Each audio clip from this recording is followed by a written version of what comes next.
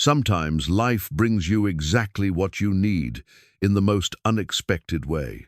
When Cora Bell lost her father and found herself alone on a failing homestead, she never imagined salvation would come in the form of a giant cowboy with calloused hands and an impossible proposition. Grady Holt rode up to her door at sunset, hat in hand, and spoke words that would change everything. "I was told you're alone. Let me give you sons, woman." Not a crude advance, but a promise from a man who understood that some things in life are worth fighting for. Her dying uncle had sent him not just any drifter, but a cowboy looking to build something lasting. At first, Cora slammed the door in his face. But as Grady kept showing up, chopping wood and mending fences without asking for anything in return, she began to see the man behind the bold words. What happens when Cora discovers the real reason her uncle sent Grady to her door? Before we jump back in, tell us where you're tuning in from, and if this story touches you, make sure you're subscribed, because tomorrow I've saved something extra special for you. The morning sun cast long shadows across the weathered boards of the Bell homestead as Cora pushed open the heavy wooden door, her father's worn leather Bible clutched against her chest.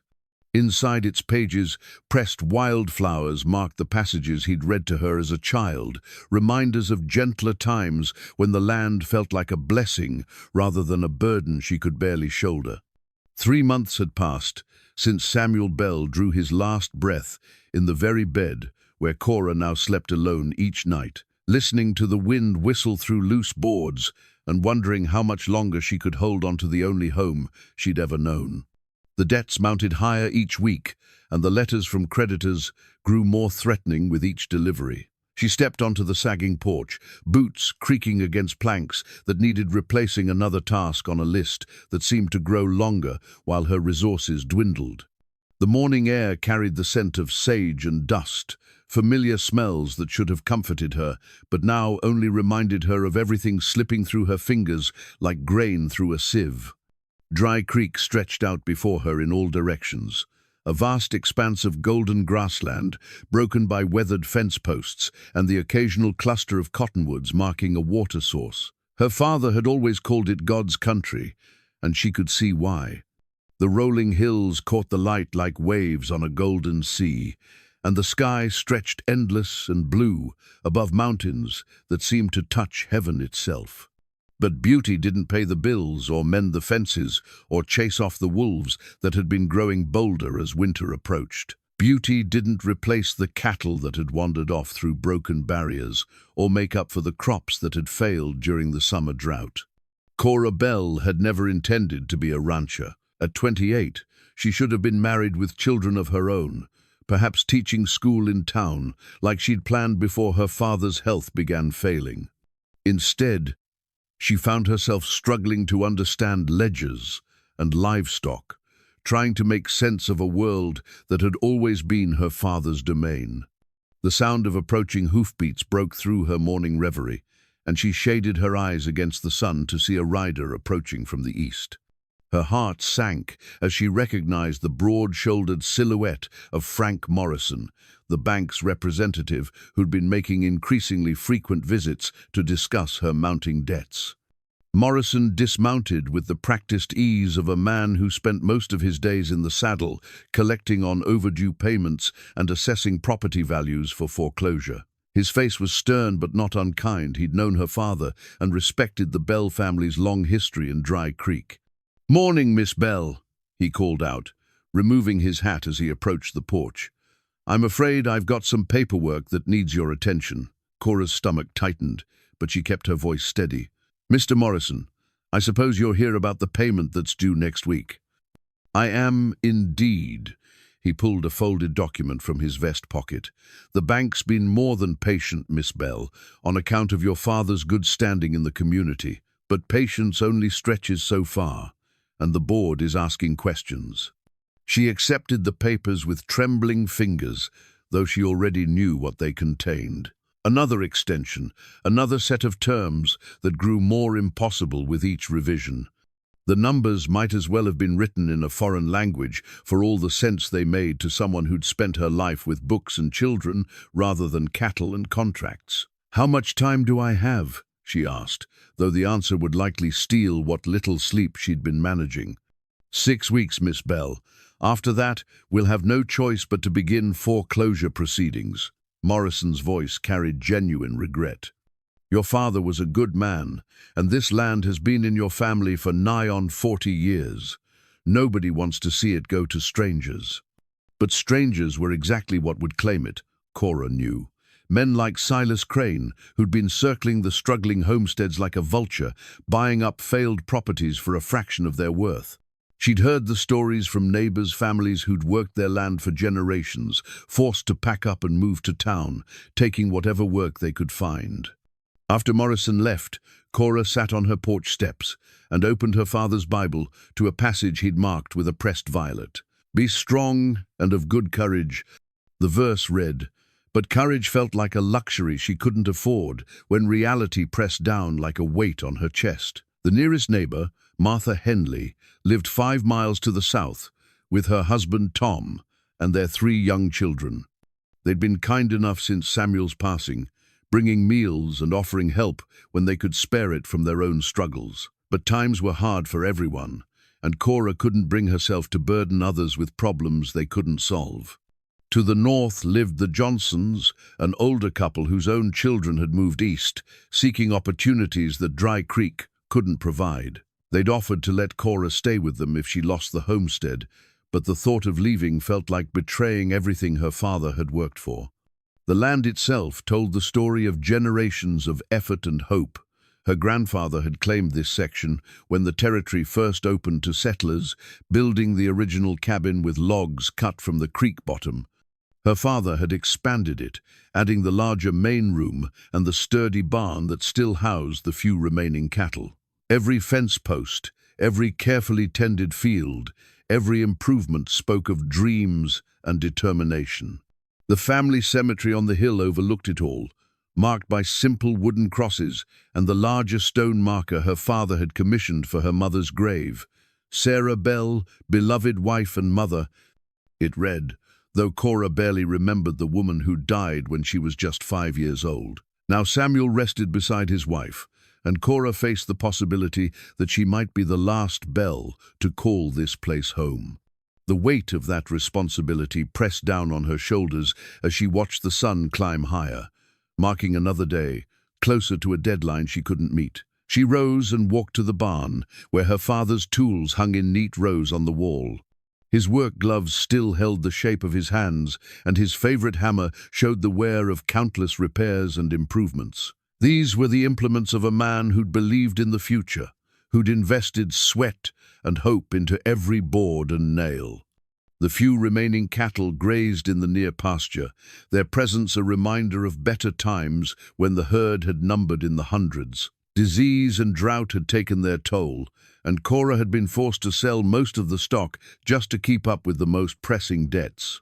What remained wouldn't last through winter, without feed she couldn't afford to buy. Standing there among the remnants of her father's legacy, Cora felt the full weight of her isolation. The silence stretched in all directions, broken only by the wind through the grass and the distant call of a hawk circling overhead. She was alone in a way that went deeper than mere solitude alone, with responsibilities she didn't fully understand and challenges that seemed to grow larger each day. Yet something in her refused to surrender. Perhaps it was her father's stubborn streak, inherited along with his debts and his dreams. Perhaps it was the memory of her mother's strength, passed down through stories and the pressed flowers in the family Bible. Or perhaps it was simply the knowledge that some things were worth fighting for, even when the odds seemed impossible. As the morning wore on, Cora threw herself into the endless tasks that kept the homestead functioning.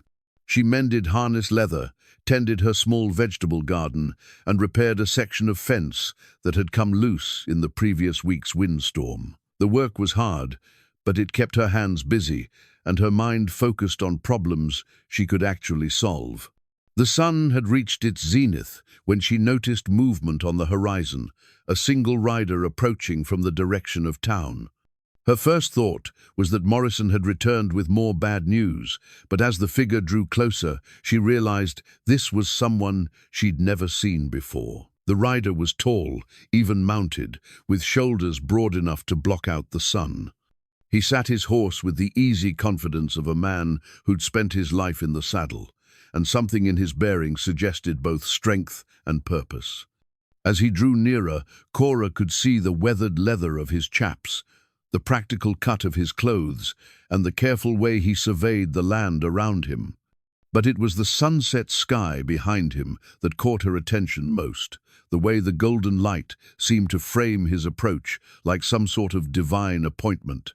Later, she would remember this moment as the beginning of everything that followed, the first glimpse of salvation, riding toward her door on dusty hooves and carrying promises she couldn't yet imagine.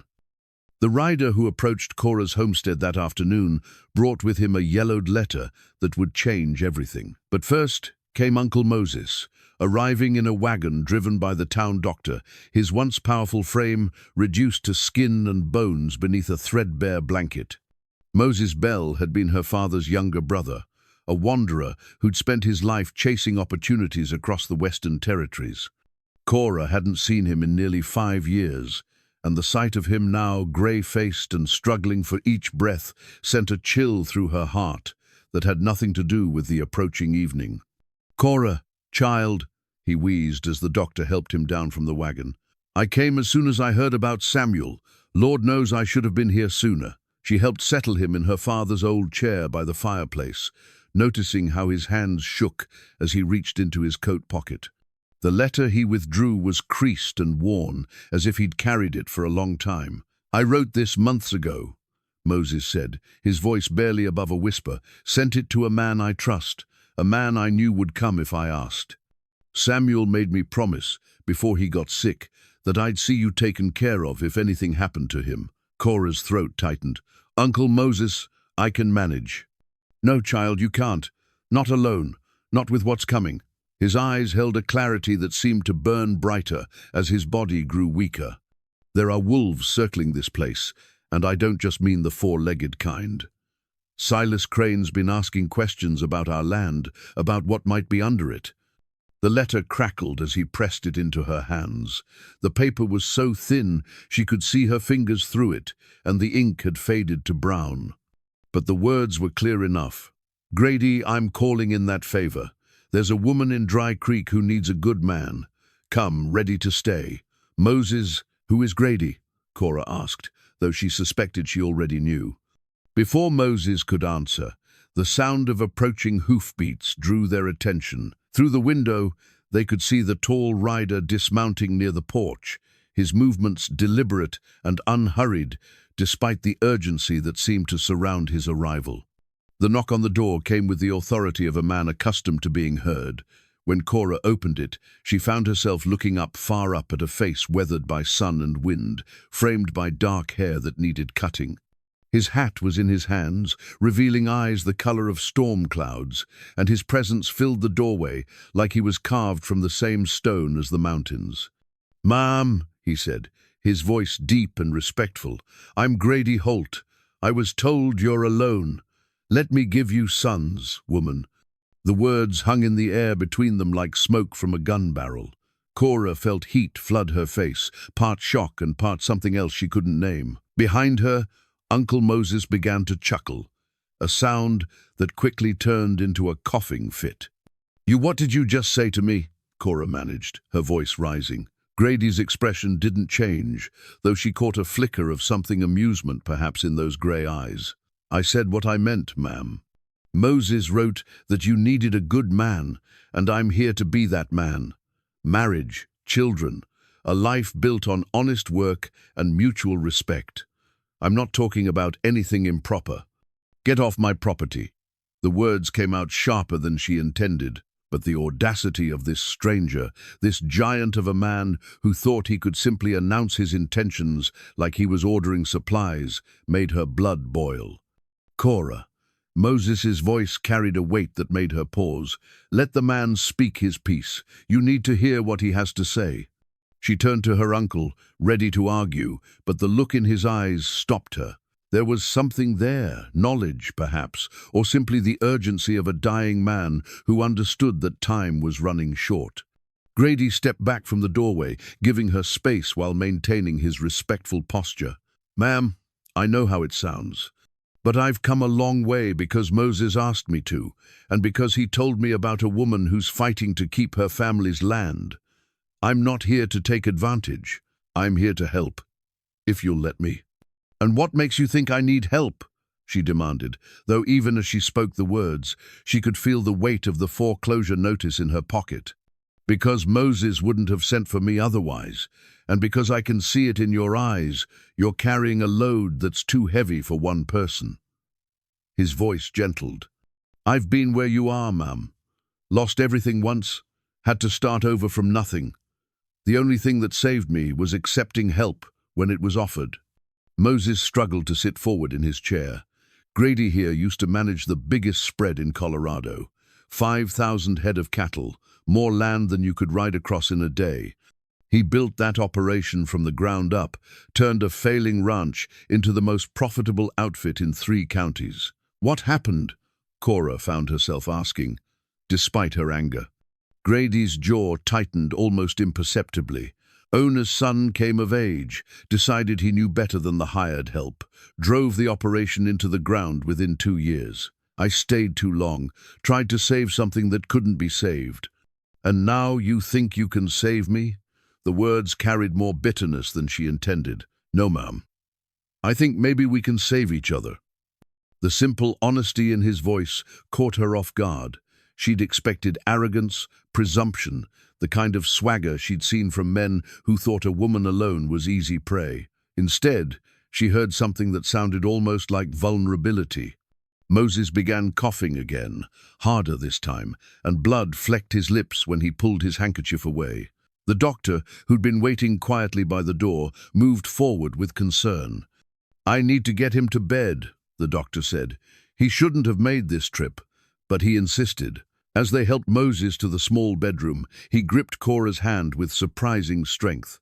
That man out there, he whispered, he's got honor, more than most. And he's got reasons for wanting a fresh start that have nothing to do with taking advantage of you. What reasons? She asked, but Moses was already drifting into the fitful sleep that seemed to claim him more frequently each hour.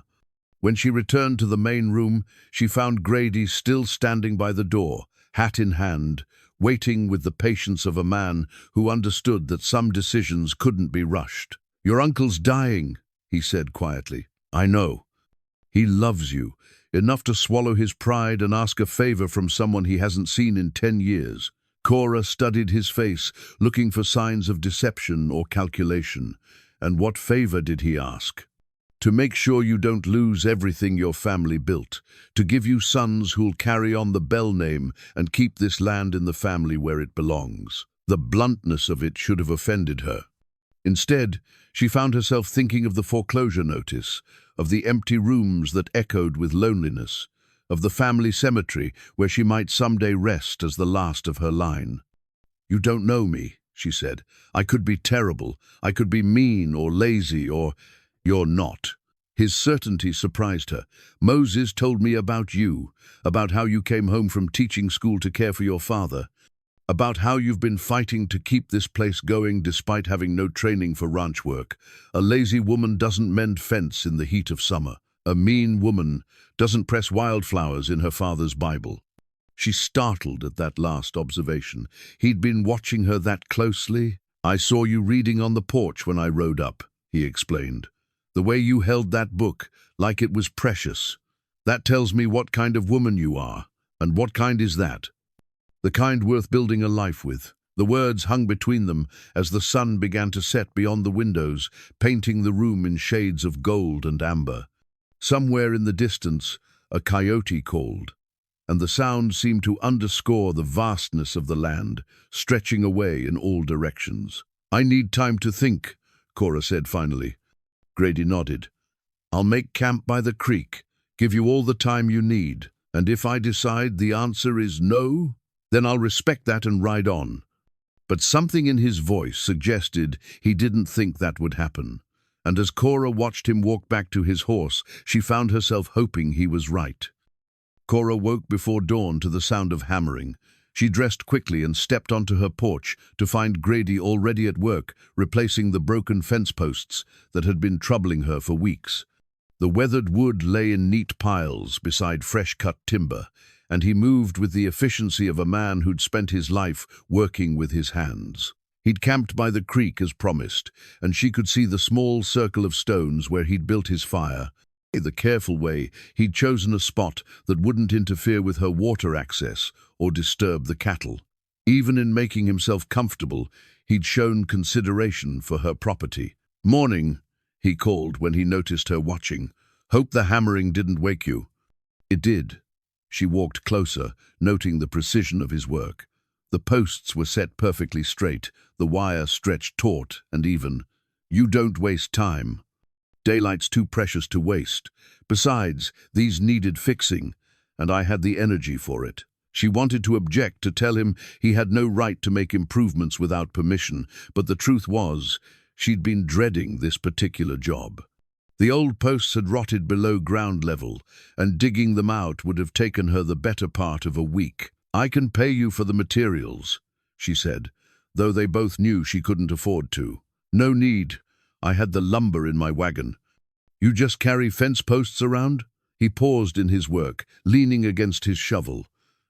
"I stopped in town yesterday before coming out here. Asked around about what you might need. The man at the hardware store mentioned you'd been pricing timber but hadn't bought any." The thoughtfulness of it caught her off guard. "You asked about me?" "I did. Figured if Moses was right about you being worth helping, other folks would know it too." He resumed digging. "He was right. Everyone in town speaks highly of you." As the morning progressed, Cora found herself stealing glances at him while she went about her chores. There was something almost meditative about the way he worked, each movement deliberate and efficient. His shirt soon grew damp with sweat, and she caught glimpses of the muscled shoulders beneath the fabric. She was carrying water to her small vegetable garden when she heard horses approaching from the east. 3 riders, moving fast enough to raise dust. Her stomach tightened as she recognized the lead horse, a flashy paint gelding that belonged to Silas Crane. Crane was a man who wore his wealth like armor, from his tailored clothes to his silver-studded saddle. He'd made his fortune buying up failed ranches during hard times, and his presence on her land could only mean trouble. The 2 men with him looked like hired muscle, the kind of men who were paid to intimidate rather than talk. "Miss Bell," Crane called out as he reined in near her porch, "I was sorry to hear about your uncle's condition. These are difficult times for families." She forced herself to remain calm. "Mr. Crane, what brings you out here?" "Business, I'm afraid. I've been talking to the bank about your situation, and I wanted to make you an offer before things get too complicated." From the corner of her eye, she saw Grady straighten from his work, though he didn't approach. His presence was reassuring, like having a loyal dog nearby ready to act if needed, but not interfering unless called upon. "I'm not interested in selling," Cora said firmly. Crane's smile was practiced and cold. "You haven't heard my offer yet. I'm prepared to pay off your debts and give you enough to start fresh somewhere else. More than generous, considering the state of the property." "The property is fine." "Is it?" Crane's gaze swept over the homestead, taking in the work Grady had been doing. "Looks like you're having to rely on charity just to keep up with basic maintenance." One of his men, a hard-faced individual with scars on his knuckles, shifted in his saddle and spat tobacco juice near her garden. The insult was subtle but clear. "The lady said she's not interested." Grady's voice carried across the yard with quiet authority. He'd set down his tools and was walking toward them, moving with the loose-limbed gait of a man who was comfortable with trouble. Crane's eyes narrowed as he took in Grady's size and bearing. "And you are a friend. Funny, I heard Miss Bell didn't have any friends. Leastways, not any who could help her with her problems." Grady came to stand beside Cora's porch, close enough to offer protection, but not so close as to crowd her. "Looks like you heard wrong." The tension in the air was thick enough to cut with a knife. Crane's hired men shifted restlessly, hands drifting toward the guns on their hips. But Grady stood perfectly still, his own hands loose at his sides, projecting the kind of calm confidence that came from a man who'd faced down trouble before. "Well," Crane said finally, his tone light but his eyes hard, "it's always nice when neighbors help each other out. Of course, neighborly help only goes so far. When the bank comes calling, they don't much care about friendship." "The bank will get its money when it's due," Cora said, though she had no idea how she'd make that happen. "Of course they will." Crane gathered his reins. "Just remember, Miss Bell, my offer stands, but it won't stand forever. Property values have a way of declining when folks can't keep up with maintenance." As they rode away, Cora felt her knees go weak with relief and residual fear. Grady watched them until they disappeared over the ridge, then turned to her with concern in his eyes. "You all right?" "I will be." She took a deep breath. "Thank you for stepping in. Man like that doesn't respond to politeness. Sometimes you have to speak his language, which is strength. He came here thinking you were alone and helpless, seeing you're not changed." His approach. Cora studied his face. "You've dealt with men like Crane before." "More than I care to count. The world's full of predators who look for weakness. The trick is showing them they've misjudged their prey." As the day wore on, Cora found herself watching Grady work with new appreciation. There was something protective in the way he positioned himself between her and the road, alert to any approaching riders. When she brought him lunch, cold biscuits and coffee, he ate quickly, his eyes never stopping their scan of the horizon. "You think he'll be back?" she asked. Crane. "Oh, he'll be back. Men like him don't give up easy. But next time, he might think twice about bringing only 2 men. 2 men seemed like plenty to me." Grady's smile was grim. "That's because you haven't seen what desperation can do to a man's fighting ability. When you're protecting something that matters, you find strength you didn't know you had." As evening approached, Uncle Moses woke long enough to take some broth. The doctor said he might have days left, or just hours. His condition was too precarious to predict. Cora sat with him as the sun set, reading aloud from the family Bible, while Grady finished his work on the fence. "That man," Moses whispered during one of his lucid moments, "he's not what you expected, is he?" "No," she admitted, "he's not. Good men rarely are. Your father was the same way, surprised your mother every day of their marriage." When she went outside to thank Grady for his work, she found him examining the barn with a professional eye. The structure was sound but needed repairs, loose boards, a few missing shingles, hinges that squeaked for want of oil. "Your father built well," he said. "Good bones on this place. Just needs some attention. More attention than I can give it."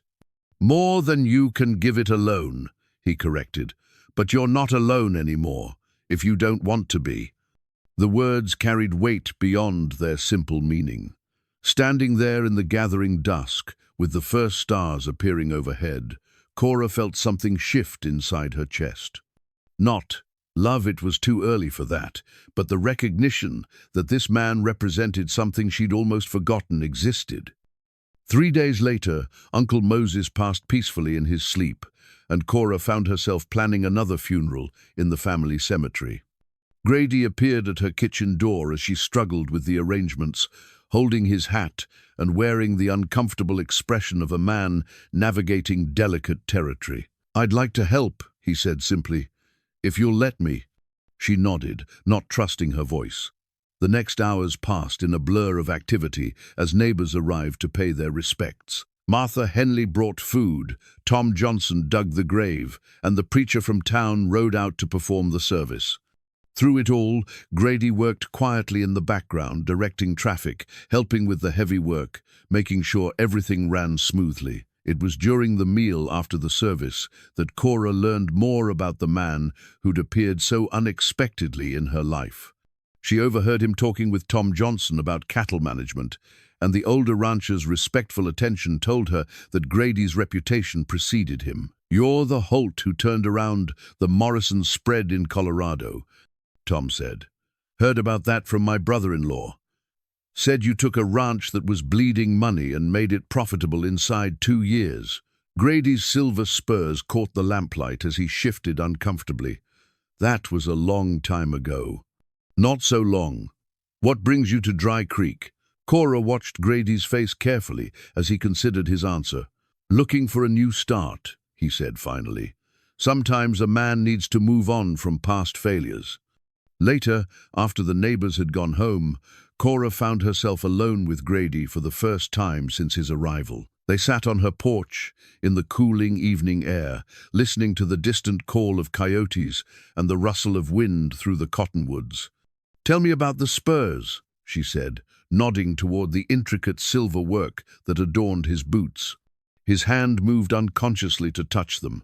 They were a gift from the owner of the first ranch I managed. I was young then, maybe 22, and thought I knew everything about cattle and land. He gave me these when I proved I could learn to listen as well as talk. They're beautiful. They're also a reminder of pride going before a fall and the cost of thinking you're indispensable. There was pain in his voice, carefully controlled but unmistakable. Cora found herself wanting to know more about what had driven this capable, impressive man to seek a fresh start in a place like Dry Creek. "What happened in Colorado?" she asked gently.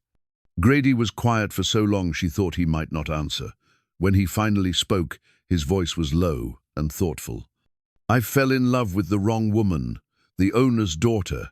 She was beautiful and educated, came back from finishing school in Denver, full of ideas about how the ranch should be run. Modern ideas, she called them." He paused, lost in memories that clearly brought him no comfort. She convinced her father that his operation was old-fashioned, that they needed to expand faster, take bigger risks. I argued against it. But she was his princess, and I was just the hired help. When her brother came of age, they didn't need my input anymore. "So, you left?" "I should have. Instead, I stayed and watched them run that beautiful operation into the ground. Overextended on credit, bought cattle they couldn't feed, expanded too fast without proper infrastructure. Within 2 years, they were bankrupt. And the daughter?" His smile was bitter. "She married a banker from Denver, someone who could give her the life she wanted without the mess of actually working for it." Cora heard the echo of old hurt in his voice, the kind that came from loving someone who didn't love you back the same way. "I'm sorry. I'm sorry." "Don't be. It taught me something important about the difference between wanting someone and building a life with someone. Love that's worth having grows from shared work and mutual respect, not just attraction and pretty words." The conversation lulled into comfortable silence. Cora found herself studying his profile in the moonlight, noting the strong line of his jaw and the way his hands rested easily on his knees. There was something solid about him, like bedrock you could build on. "Why did Uncle Moses think you'd be right for me?" she asked. "Because I told him what I was looking for when I wrote back after getting his letter. A woman who understood hard work. Someone who knew the value of land and tradition. A partner, not a decoration." "And sons? You really want children?" His expression softened. "I've spent my whole life building things for other people. I'd like to build something for my own family, something that'll last beyond my lifetime." The honesty of it touched something deep in Cora's chest. She thought of the empty rooms in her house, the silence that stretched from morning till night, the way she sometimes caught herself talking aloud just to hear a human voice. "I don't know how to be a wife," she admitted. "I was engaged once, back when I was teaching school. But he wanted me to give up everything and move to his parents' farm in Kansas. When I couldn't do that, he found someone who could." "What couldn't you give up?" "This place. My father needed me, and I couldn't abandon him. But it was more than that. This land is part of me. The thought of leaving felt like cutting off a limb." Grady nodded as if he understood completely. "A person's roots matter. That's why Moses knew we might suit each other. I'm not looking to take you away from your home. I'm hoping to help you keep it." A week later, Grady had settled into a routine that felt natural despite its strange beginning. He slept in his bedroll by the creek, but took his meals with Cora, their conversations growing longer and more comfortable with each passing day. He fixed whatever needed fixing, tended the cattle with the expertise of long experience, and slowly began transforming the homestead from a struggling operation into something that looked viable again. The change in Cora herself was equally gradual but unmistakable. The constant worry lines around her eyes began to ease as the weight of responsibility shifted from her shoulders alone to shared burdens. She found herself looking forward to meals, to the sound of his voice in the evening, to the simple comfort of having another human being nearby. It was while they were working together to repair a section of the barn roof that the accident happened. A board gave way under Cora's foot, and she would have fallen hard if Grady hadn't caught her, pulling her against his chest as they both found their balance. For a moment, they stood pressed together, her hands gripping his shoulders, his arms wrapped around her waist. She could feel the steady beat of his heart, smell the clean scent of soap and leather that clung to his clothes. When she looked up into his face, she saw something in his eyes that made her breath catch. "Cora," he said softly, and her name sounded different in his voice, more personal, more intimate. "Yes?" Instead of answering, he slowly lifted one hand to touch her cheek. His palm was calloused from work, but gentle as it cradled her face. She had time to pull away, time to step back and re-establish the careful boundaries they'd maintained. Instead, she found herself leaning into his touch. When he bent his head to kiss her, it felt like the most natural thing in the world. His lips were warm and patient, asking rather than demanding. The kiss was gentle at first, then deeper as she responded, her arms sliding around his neck to pull him closer. When they finally broke apart, both were breathing hard. Grady rested his forehead against hers, his eyes closed, as if he was trying to memorize the moment. "I should apologize," he said finally. "Why?" "Because I said I'd give you time, and I meant to keep that promise." Cora smiled, surprising herself. "Maybe I've had enough time." That evening, they sat closer together on the porch, her shoulder touching his arm, comfortable with the new territory they'd entered. The future still held uncertainties, the debt was still there, Crane was still circling, and they were still virtual strangers in many ways. But for the first time since her father's death, Cora felt like she wasn't facing those challenges alone. The tin box had been hidden beneath loose floorboards in her parents' bedroom for as long as Cora could remember. Inside, wrapped in faded blue silk, lay her mother's wedding ring, a simple gold band, worn smooth by years of wear.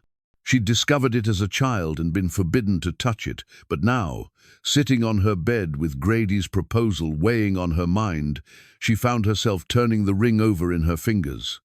It had been 2 weeks since their first kiss, and the tenor of their relationship had shifted in ways both subtle and profound. Grady still slept by the creek, maintaining proper appearances for the sake of her reputation, but their conversations had grown intimate in ways that had nothing to do with physical proximity. They'd taken to sitting together in the evenings, sharing stories from their pasts and dreams for the future. Grady spoke of his childhood on a small farm in Missouri, of losing his parents to fever when he was 16, of the years of drifting that had taught him the value of finding a place to belong. Cora found herself revealing fears and hopes she'd never voiced aloud, her terror of ending up like some of the unmarried women in town, bitter and alone, her dream of filling the empty rooms of the homestead with the laughter of children. "My mother died when I was 5, she'd told him one night, watching the stars emerge in the darkening sky. "I barely remember her, but my father used to say she had a way of making even the hardest days feel manageable. I used to wonder if I inherited any of that from her, or if I was just destined to struggle with everything." Grady had been quiet for a long moment before responding. "Seems to me you inherited exactly what you needed from her. The strength to keep going when things get hard, the ability to see what's worth protecting even when others can't." Now, holding her mother's ring, Cora found herself thinking about legacy and continuity. What would her mother have thought of Grady? Would she have approved of his straightforward proposal, his practical approach to building a life together? A knock at the kitchen door interrupted her reverie. She tucked the ring back into its silk wrapping and went to find Grady standing on her back steps, hat in hand as always, but with something different in his expression. "There's something you need to see," he said without preamble. "Down by the creek."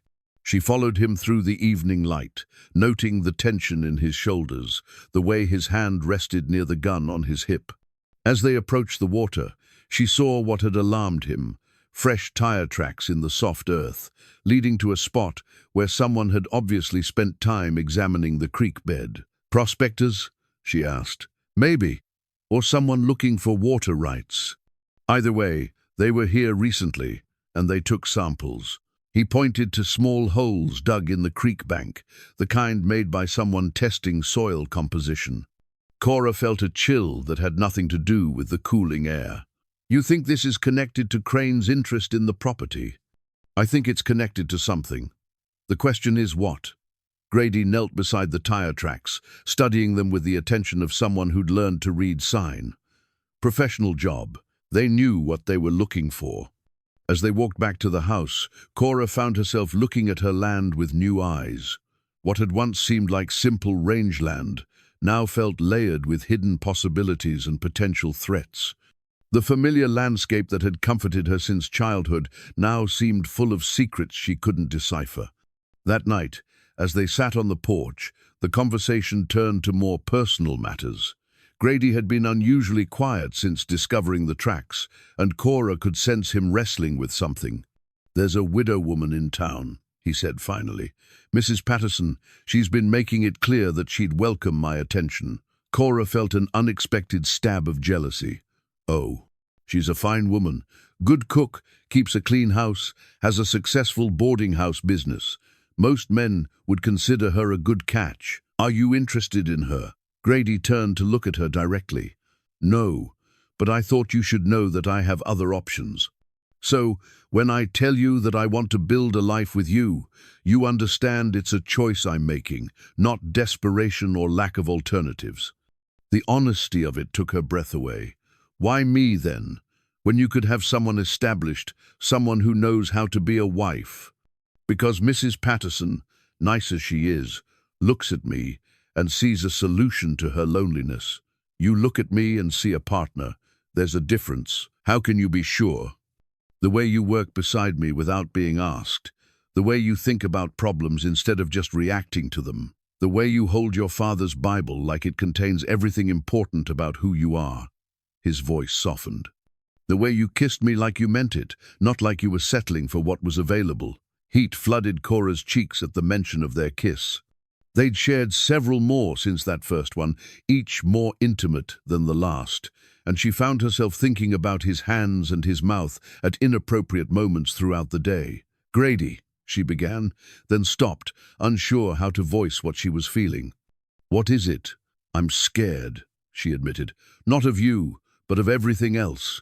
Of making promises I might not be able to keep, of letting you build your hopes on something that might not work out." He was quiet for a long moment, and when he spoke, his voice was thoughtful.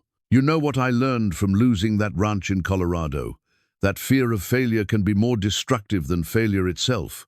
I spent so much time trying to prevent disaster that I forgot to build something worth saving. And now I think maybe the risk of loving someone and losing them is better than the certainty of never loving anyone at all."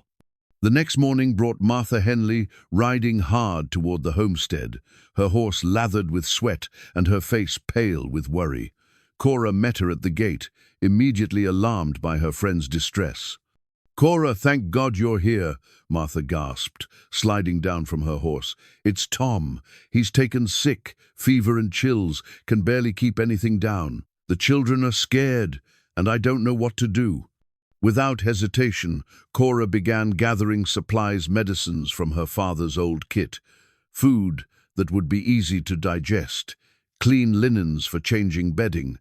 Grady appeared beside her, already saddling her horse. "I'll ride with you," he said simply. "You don't have to." "Yes, I do. You're going to help your neighbors, and I'm going to help you. That's what partners do." The simple declaration sent warmth through her chest. Partners, not husband and wife, not even officially engaged, but partners. The word carried weight and promise in equal measure. As they rode toward the Henley place, Cora found herself stealing glances at Grady's profile. The morning light caught the strong line of his jaw, the capable hands that held his reins with unconscious skill. This was a man who showed up when needed, who didn't make excuses or wait for permission to do the right thing. The day they spent caring for Tom Henley revealed new depths to both of them. Grady proved surprisingly gentle with the sick man, helping him walk when fever broke and he needed to move around. Cora discovered she had inherited more of her mother's nurturing instincts than she'd realized, finding ways to coax medicine into a reluctant patient and comfort the frightened children with stories and quiet songs. As evening approached and Tom's fever finally broke, Martha pulled Cora aside in the kitchen. "That man of yours," she said quietly, "he's a keeper. I've seen plenty of men who talk a good game about taking care of their women, but most of them disappear when there's actual work to be done." "He's not my man," Cora protested, though the words felt less true each time she said them. "Isn't he? Then why is he looking at you like you hung the moon? And why are you blushing every time he speaks to you?" During the ride home, both were quiet with exhaustion and the satisfaction of having helped when help was needed. The stars were brilliant overhead, and the familiar landscape of Dry Creek spread around them like a welcoming embrace. "You were good with the children today," Grady observed as they neared her homestead. "So were you. I wouldn't have expected a man with no family experience to know how to calm a scared 5-year-old. I was a scared 5-year-old once. Sometimes that's all the experience you need." As they unsaddled the horses, Cora made a decision that surprised even her. Instead of saying goodnight and watching him walk back to his camp by the creek, she touched his arm. "Stay," she said simply. Not in my room, but stay in the house tonight. There's a perfectly good bed in the spare room, and it doesn't make sense for you to sleep on the ground when you've been working all day to help my neighbors." Something shifted in his expression. "Cora, it's practical," she said quickly, though they both knew it was more than that, and proper, just different sleeping arrangements. That night, lying in her bed, with only a wall between them, Cora found herself acutely aware of his presence. She could hear him moving around the spare room, the creak of floorboards as he settled in, the rustle of blankets as he made himself comfortable. For the first time in months, the house didn't feel empty. When morning came, she woke to the smell of coffee and bacon. Grady had risen early and started breakfast, moving around her kitchen with the comfortable familiarity of someone who belonged there. The sight of him standing at her stove, his hair slightly mussed from sleep, his shirt still untucked, sent a flutter through her chest that was part domesticity and part something far more primal. "Morning," he said, turning to smile at her. "Hope you don't mind me making myself at home." "Not at all." She accepted the cup of coffee he offered, their fingers brushing in the exchange. "Thank you for yesterday, for helping with Tom. Thank you for letting me help." As they sat across from each other at her small kitchen table, sharing breakfast and the quiet intimacy of morning routines, Cora felt something settle into place inside her chest. This felt right in a way that transcended logic or careful planning. This felt like the beginning of everything she'd been afraid to hope for. The massive oak tree had fallen during the winter storms, its ancient trunk spanning nearly the width of the creek bed. Rather than clear it away, Grady had fashioned a comfortable seating area from the fallen giant, smoothing the bark and arranging stones for a natural backrest. It became their favorite spot for evening conversations, a place where the sound of running water provided privacy and the spreading branches created a canopy of green shade. It was there, 3 weeks later, that their relationship took its most significant turn. They'd been talking about plans for expanding the cattle herd, their voices low and comfortable in the gathering dusk, when Grady suddenly fell silent, mid-sentence. "What is it?" Cora asked, following his gaze toward the horizon. Nothing, just thinking about how different my life looks now compared to 6 months ago. Different how? Instead of answering directly, he turned to face her fully, his expression serious in the fading light. Cora, I need you to know that what I'm feeling for you isn't just convenience or loneliness. It's not just about finding a wife and settling down. Her heart began beating faster. What is it about? It's about you. The way you think before you speak, the way you work without complaining, the way you make even ordinary moments feel important. His hand found hers, where it rested on the smooth bark between them. I'm in love with you. The words hung in the air like smoke from a gun, impossible to take back. Cora stared at him, seeing the vulnerability in his eyes, the risk he'd just taken by speaking his feelings aloud. Grady, you don't have to say anything back. I just needed you to know where I stand, so you can make your decision with all the facts. But she found she did have something to say, words that seemed to rise from some deep place she'd been afraid to acknowledge. I love you too. The admission surprised them both. Cora had been so focused on the practical aspects of their arrangement, the partnership, the mutual benefit, and the logical solution to her problems, that she'd almost missed the moment when gratitude had transformed into something far more profound. You do? I do, she laughed, suddenly giddy with the relief of having said it. I love your hands and your voice and the way you fix things without being asked. I love that you showed up when I needed someone and stayed, even when I tried to push you away. I love that you see me as a partner instead of a burden. When he kissed her this time, it was different from their previous gentle explorations. This kiss carried the weight of confession, the heat of acknowledged desire, the promise of intimacy that went beyond mere attraction. Cora found herself responding with a boldness that would have shocked her former self, her arms winding around his neck as she pressed closer to the solid warmth of his body. When they finally broke apart, both were breathing hard. Grady's hands framed her face, his thumbs tracing the line of her cheekbones with reverent care. Marry me, he said, the words rough with emotion. Not because it's practical, or because you need protection, or because your uncle thought it was a good idea. Marry me because you love me and want to build a life together. Yes, she whispered, then louder. Yes. The kiss that sealed their engagement was interrupted by the sound of approaching hoofbeats. They sprang apart, both flushed and slightly disheveled, to see a rider approaching through the gathering darkness. As the figure drew closer, Cora recognized Dr. Harrison from town, and her heart immediately began racing with worry. Miss Bell, the doctor called as he reined in near the fallen oak. I'm sorry to disturb you, but I have news that couldn't wait until morning. What is it? Cora rose from her makeshift seat, Grady's steadying hand at her back. I've been going through your uncle's personal effects, as you requested. Found some papers I thought you should see right away. He dismounted and pulled a leather portfolio from his saddlebags. Seems Moses had been doing some investigating before he took sick. The papers he handed her were a mixture of official documents and handwritten notes in Uncle Moses's familiar scrawl.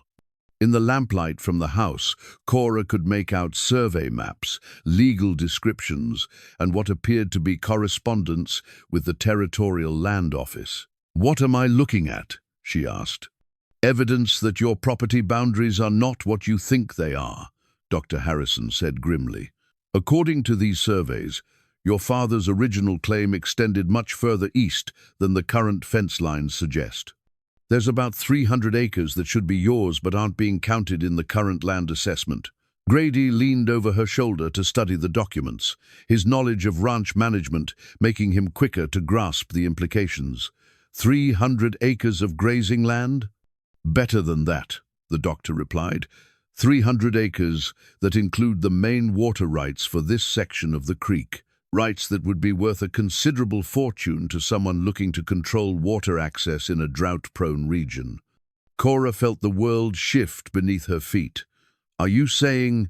I'm saying that if these documents are authentic, and I believe they are, you own resources that certain people have been very interested in acquiring. It might explain some of the pressure you've been feeling lately." As the implications sank in, Cora found herself leaning into Grady's solid presence. The comfort of his arm around her waist anchored her as her understanding of her situation underwent a complete transformation. "There's more, Doctor," Harrison continued. "Moses left a letter for you, to be delivered only after you'd seen these documents." He handed her a sealed envelope with her name written in Uncle Moses's careful script. With trembling fingers, Cora opened the letter.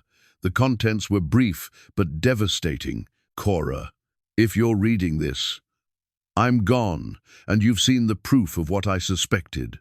Silas Crane has been buying up water rights throughout the territory, using false surveys to convince landowners they own less than they do. Your father never knew about the extended boundaries because the original surveyor was in Crane's pocket. The man I sent to you, Grady Holt, is not just a ranch foreman. He's Moses Bell's son, though he doesn't know it yet. I was never married to his mother, but I provided for them both until she died. He has as much right to this land as you do, and more importantly, he has the skills to help you fight for what's yours. Tell him the truth, Cora. You'll need each other for what's coming." The letter fluttered from her nerveless fingers. Grady caught it before it could blow away, and she watched his face change as he read the contents. The silence that followed was deafening. "Moses was your father?" she whispered.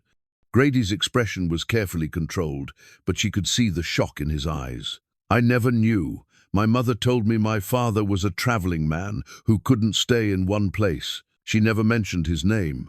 But you came when he asked. Because he helped me once, years ago, when I was starting out, gave me my first real job managing cattle. I thought I owed him a favor, not—" He gestured helplessly at the papers scattered between them. Dr. Harrison cleared his throat diplomatically. "I'll leave you two to discuss this. But Miss Bell, you should know that word is already spreading about Moses's investigation. There are people in town asking questions about what he might have discovered." After the doctor left, Cora and Grady sat in stunned silence beside the fallen oak. The tree that had symbolized new growth from endings now seemed to represent the complexity of their situation, beautiful and useful, but also an obstacle that changed the landscape around it. "Does this change things between us?" Cora asked finally. Grady was quiet for a long moment. "It changes the circumstances. It doesn't change how I feel about you. But you have a claim to this land now, legal standing as Moses's son. Only if I choose to press it. And I don't." His voice was firm, decided. "I didn't come here for an inheritance, Cora. I came here for you. That hasn't changed. But the water rights, the expanded boundaries, this changes everything about our situation. It changes our resources. It doesn't change our intentions." He took her hands in his grip warm and steady. "Unless it changes yours?" Looking into his eyes, seeing the uncertainty he was trying to hide beneath his calm exterior, Cora realized that the revelations of the evening had only made her more certain of what she wanted. "No," she said firmly, "it doesn't change my intentions at all. But it does mean we're going to have a fight on our hands." "We?" She smiled, feeling some of the shock give way to determination. "We, partners, remember? In everything that comes." As if summoned by their words, the sound of multiple horses approached through the darkness. This time, there was no single rider with news, but the steady drumbeat of several sets of hooves moving with purpose toward the homestead. Grady rose smoothly, his hand moving instinctively toward his gun. "That's not a social call." The riders who emerged from the darkness were not entirely unexpected. Silas Crane, flanked by 4 men, who looked like they were paid to intimidate rather than engage in reasonable conversation. But seeing them gathered on her property in the full darkness, their faces hard and their intentions clear, sent a chill through Cora that had nothing to do with the cooling night air. "Miss Bell," Crane called out, his voice carrying false friendliness. "I understand congratulations are in order. Word is you're engaged to be married." "That's right," Cora replied, rising to stand beside Grady, "though I don't see how that concerns you." "Oh, But it does. You see, I've recently come into some information about your property boundaries that might interest your intended. Crane's smile was sharp as a blade. Seems there might be some question about exactly what you own and what you don't. No question at all, Grady said calmly. We've seen the surveys. Have you now? That's unfortunate. Makes things more complicated than they need to be. The threat in his words was barely veiled, and Cora felt Grady tense beside her. This was no longer about foreclosure or financial pressure. This was about something much more valuable and much more dangerous. I suppose, Crane continued, we'll need to have a more detailed conversation about your future plans. Soon. The hidden deed that changed everything was discovered 3 days later, wrapped in oilcloth and tucked into a hollow space behind loose boards in the barn wall. Cora might never have found it if she hadn't been searching for the surveyor's marks that Uncle Moses had mentioned in his notes, running her hands along every beam and board, looking for evidence of the original property boundaries. The oilcloth crackled as she unwrapped it, revealing documents that looked far older than anything else in Uncle Moses's collection. The deed was written in the careful script of territorial clerks, dated nearly 50 years earlier, and bore the official seal of the land office. But it wasn't just the age of the document that made her hands shake as she read it, was the scope of what it described. According to this deed, the original Bell claim encompassed not just the additional grazing land that Moses had identified, but water rights to the entire upper reaches of Dry Creek and its tributaries. Rights that extended for miles in every direction, covering territory that included several of the neighboring homesteads and, more importantly, the land that Silas Crane had been systematically acquiring over the past 5 years. Grady found her sitting on a hay bale in the barn, the deed spread across her lap and tears streaming down her cheeks. He knelt beside her without a word, his presence solid and reassuring as she struggled to absorb the magnitude of what she'd discovered. "It's not just our land," she whispered, her voice barely audible. "According to this, my grandfather held water rights to almost the entire creek system. Rights that were supposed to pass down through the family, but somehow got lost in the paperwork when the territory became a state. Lost or hidden? Hidden, I think. Someone made sure these documents disappeared from the official records, probably around the time Crane started buying up properties." She looked up at him, seeing her own shock reflected in his eyes. "Grady, if this is legitimate, it means half the water rights in this valley belong to me." The implications were staggering. In a region where water meant the difference between prosperity and failure, where droughts could destroy entire communities, controlling access to reliable water sources was worth more than gold. No wonder Crane had been so persistent in his efforts to acquire her property. He hadn't been after her small homestead at all, but after the legal foundation that would give him control over resources he'd spent years trying to monopolize. "We need to get these to a lawyer," Grady said, his mind already working through the practical implications. "Someone who understands territorial law and can verify their authenticity." And then what? Even if they're real, Crane isn't going to give up without a fight. He's got too much invested in this territory to walk away because of some old papers. "Then we fight." The simple statement carried more weight than mere words. Cora looked into Grady's eyes and saw not just determination, but the kind of resolve that came from a man who'd found something worth protecting and wouldn't back down no matter the odds. That evening brought another visitor, but this one was welcome. Judge William Patterson arrived just as they were finishing dinner, his official carriage and driver announcement enough to bring both Cora and Grady to the porch to greet him properly. Patterson was a man in his 60s, with the kind of dignity that came from years of weighing evidence and making decisions that affected people's lives. He'd been a friend of Samuel Bell's and had officiated at Uncle Moses's funeral. His presence at their homestead could only mean that news of their discovery had already begun to spread. "Miss Bell, Mr. Holt," he greeted them formally. "I hope you'll forgive the intrusion, but I've received some disturbing information that requires immediate attention." They invited him inside, where he declined refreshment, but accepted a seat at their kitchen table. The deed lay between them like evidence in a courtroom, its age and official seals lending weight to the conversation that followed. "I've spent the afternoon reviewing territorial records," Patterson began without preamble. "What you've discovered here appears to be genuine. The original Bell water rights were indeed far more extensive than anyone realized, and they were deliberately excluded from the state records when territorial law was transferred to state jurisdiction." "Deliberately?" Cora asked. "I'm afraid so.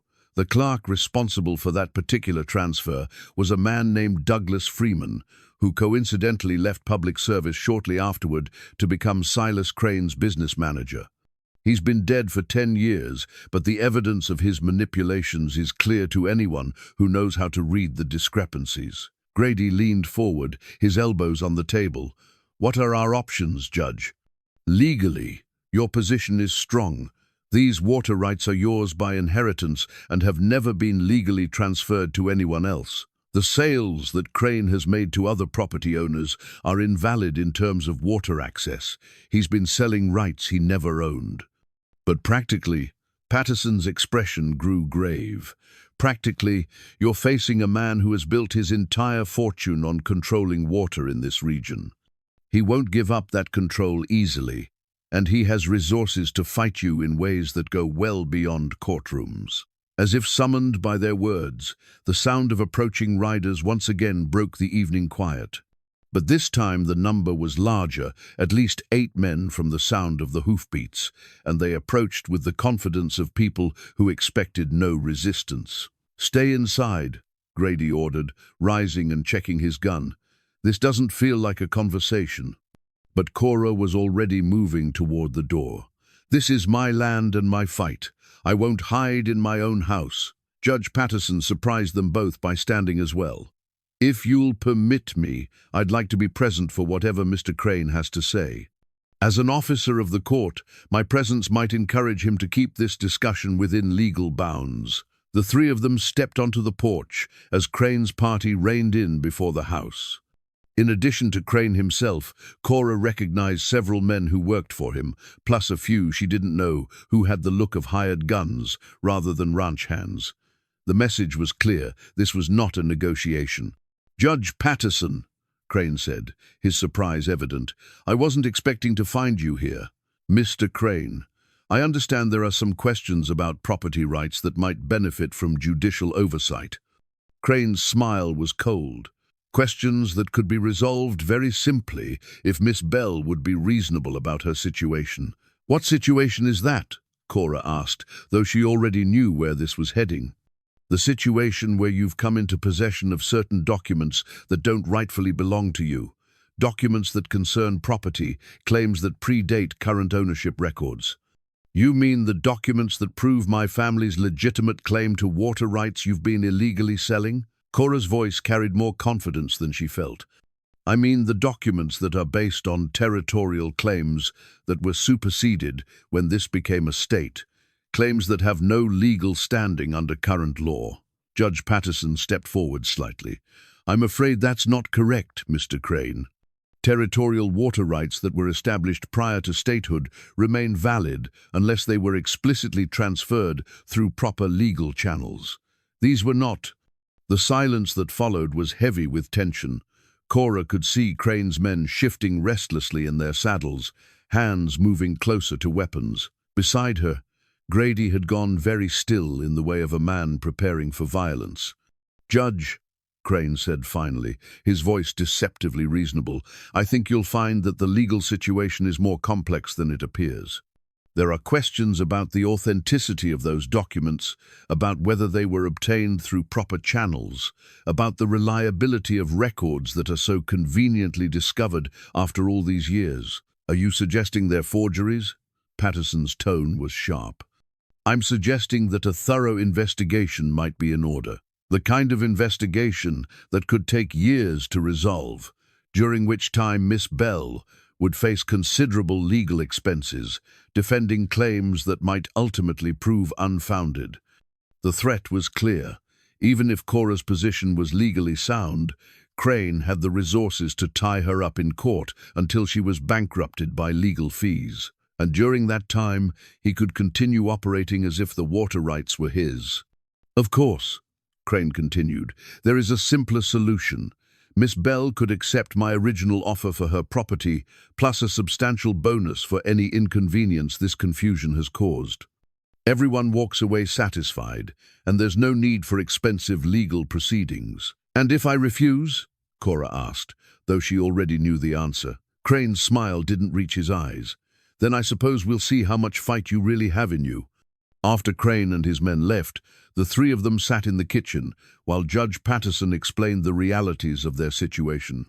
Even with legitimate claims, fighting someone with Crane's resources would require lawyers, court fees, and potentially years of litigation. And during that time, Crane would be free to pressure them in ways that went well beyond legal channels.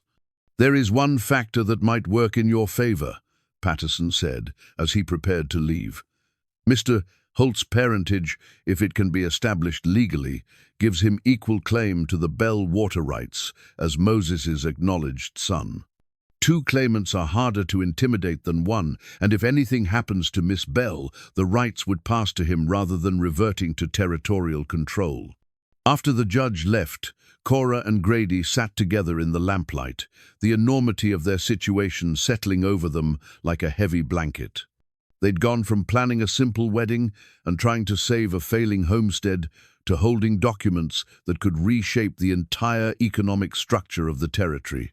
Are you having second thoughts? Cora asked quietly. About all of this? Grady reached across the table to take her hand. About marrying you. Never. About taking on Silas Crane and his hired guns. He was quiet for a moment. That's a different question. We could leave, she said, though the words felt wrong even as she spoke them. Take what we can carry and start over somewhere else. Could you really leave all of this behind? She looked around the kitchen, where her father had read to her as a child, where her mother's dishes still lined the shelves, where 3 generations of Bells had shared meals and made plans and built their lives. No, I couldn't. Then we fight, Grady said simply. Together. Whatever it takes. Outside, a coyote howled in the distance, and the sound seemed to echo the wildness that was coming to their previously peaceful valley. Change was coming whether they wanted it or not, and all they could do was face it with whatever courage they could muster. The Winchester rifle had been his father's, passed down from the war and carried through years of frontier service. Grady cleaned it with the methodical care of a man who understood that his life might depend on the weapon's reliability.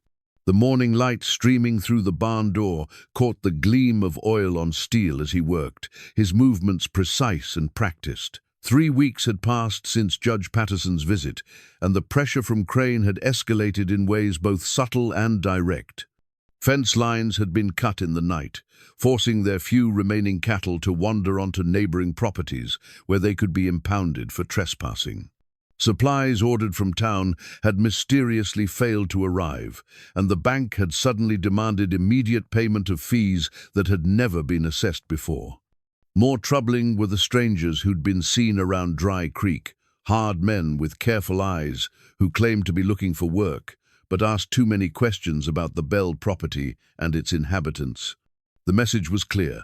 Crane was preparing for a confrontation that would go well beyond legal channels. How many rounds do we have? Cora asked, settling beside him on a hay bale with the cartridge box in her lap. Enough. Grady looked up from his cleaning. But I'm hoping we won't need them. Do you really believe that? He was quiet for a moment, considering. No. I think Crane has too much invested in controlling this territory to walk away because of legal documents. He'll push until we push back. Over the past weeks, Cora had discovered reserves of steel in herself that she'd never known existed.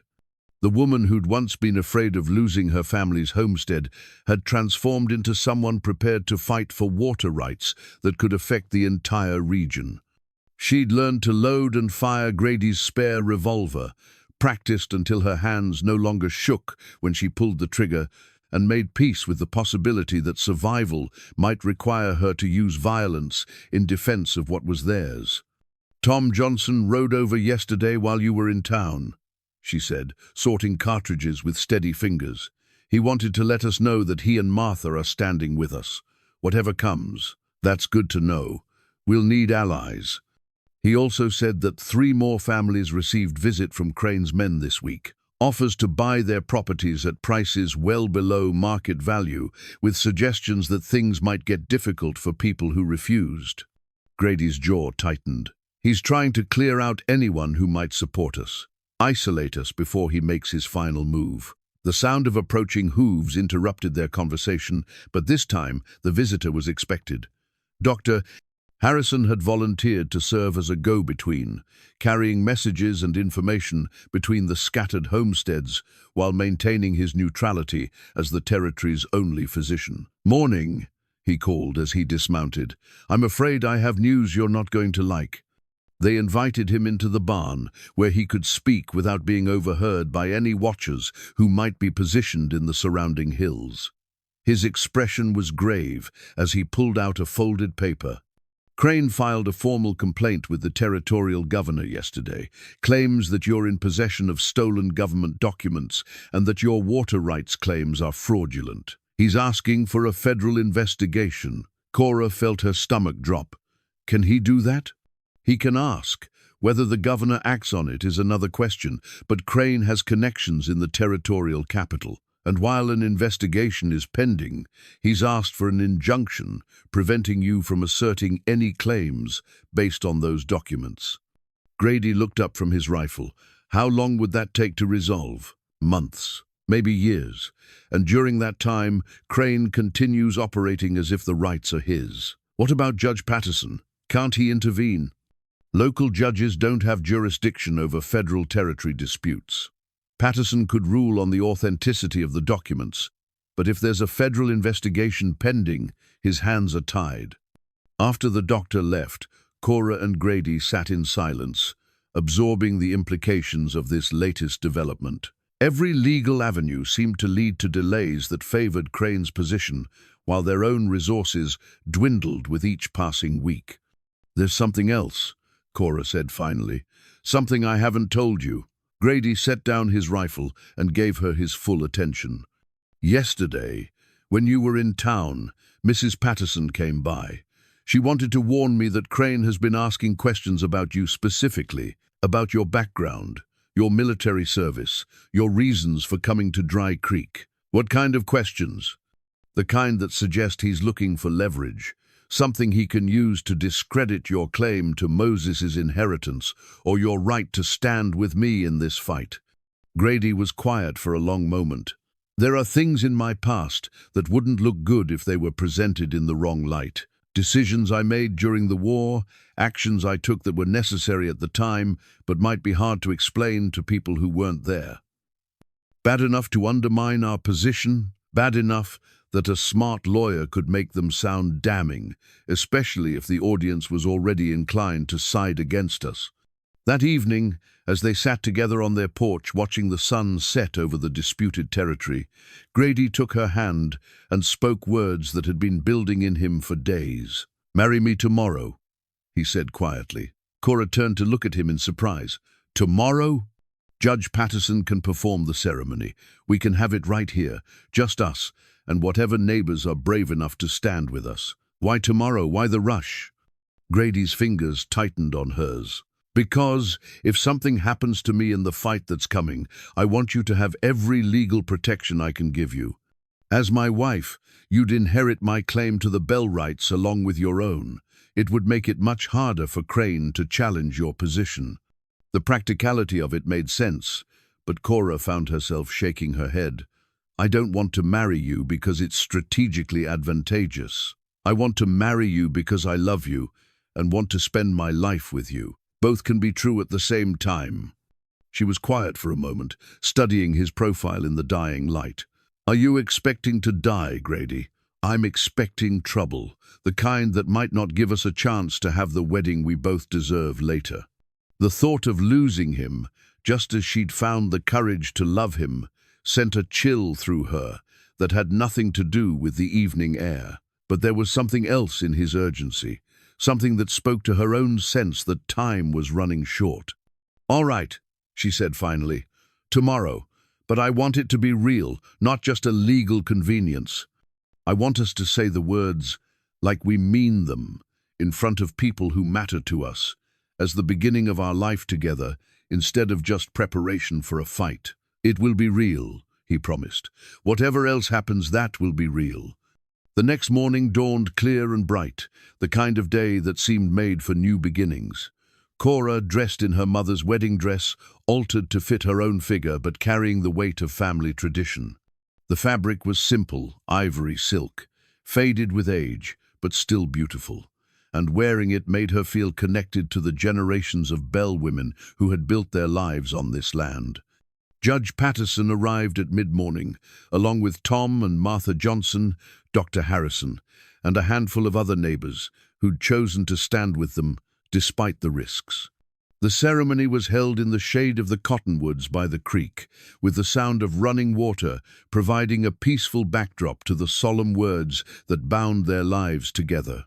When Judge Patterson pronounced them husband and wife, and Grady bent to kiss her with gentle reverence, Cora felt a moment of perfect happiness that seemed to exist outside of time and circumstance. For this one moment, none of the troubles that surrounded them mattered. There was only the man she loved and the promise they were making to face whatever came together. The celebration that followed was brief but heartfelt. Martha had brought food.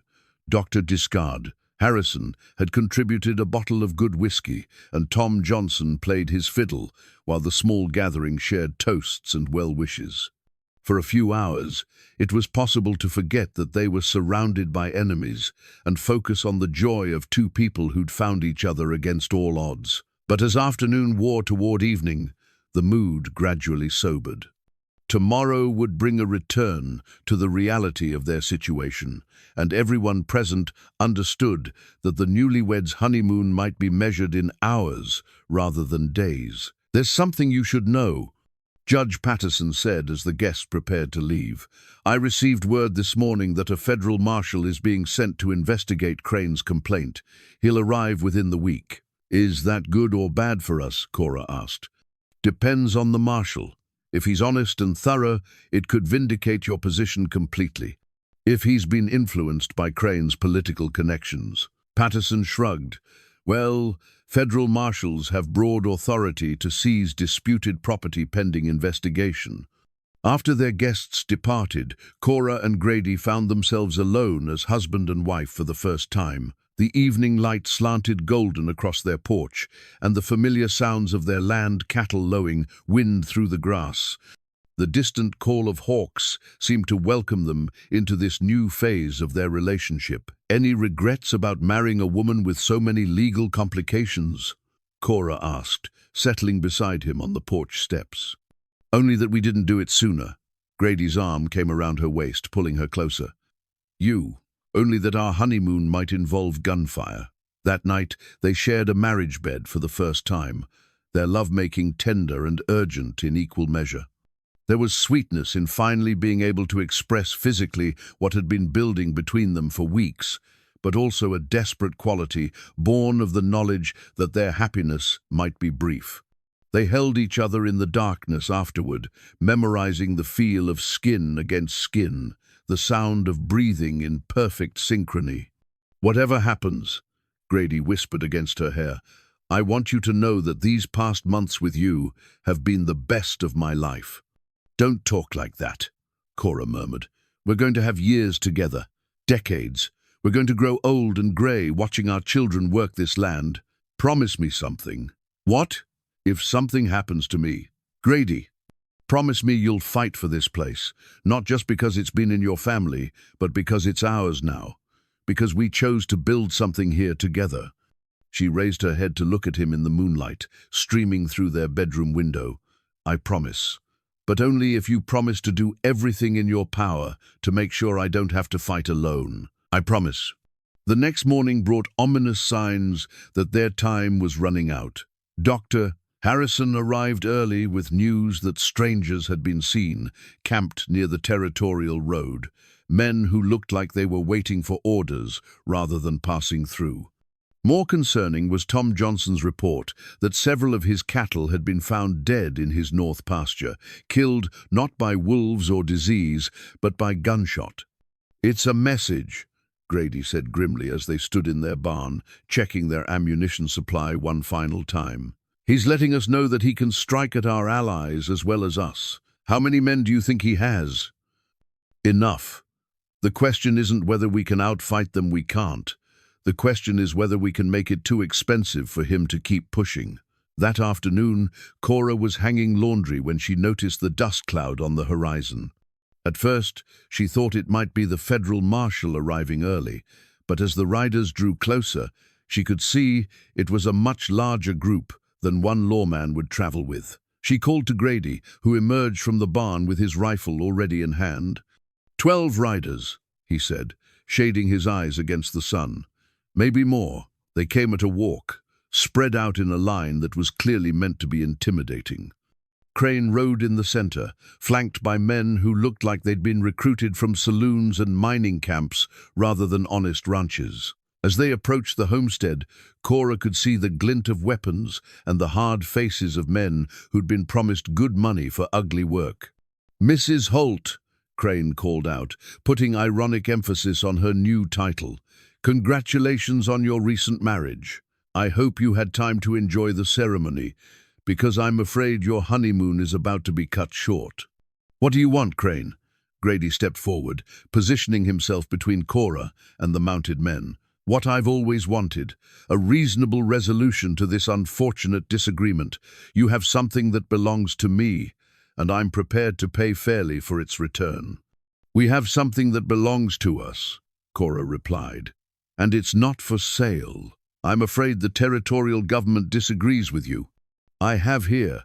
He pulled out an official-looking document, an order from the federal marshal authorizing the seizure of any disputed property pending investigation. "That includes this homestead and all the land described in your alleged water rights claims." Judge Patterson had warned them this might happen, but seeing it play out still felt like a physical blow. Even if the order was eventually overturned, it gave Crane legal cover to take immediate possession of everything they'd been fighting to protect. "You're jumping the gun, Crane," Grady said calmly. "That marshal hasn't even arrived yet to verify your claims." "Hasn't he?" Crane's smile was triumphant.